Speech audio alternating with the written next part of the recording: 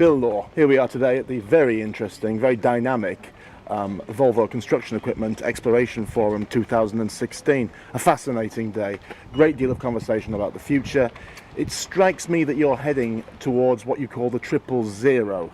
Can you tell us a little bit about what that means to Volvo Construction, please? Well, the 000, James, is very much an aspiration. It's a challenge we've put on ourselves, and the 000 is zero accidents, zero emissions, and zero unplanned stops.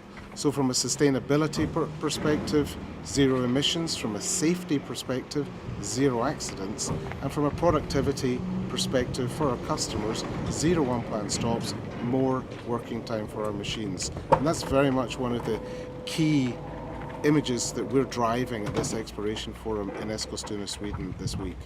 How likely do you think it is that you'll be able to achieve zero accidents? That seems like a particularly ambitious aim.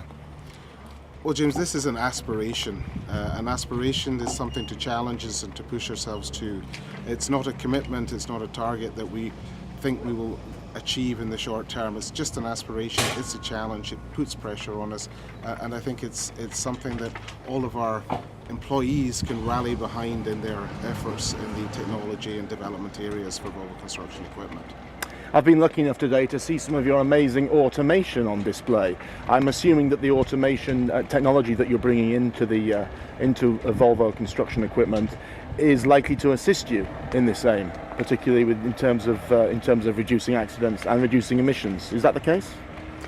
Well, yes, absolutely, James. Autonomous technologies and the autonomous concepts that we are discussing here today would have an impact, definitely on a safety perspective, where no operator on the site or being remotely controlled or autonomously controlled would have definitely a very positive impact in reducing accidents on work sites, which is one of the biggest problems that worksite safety is.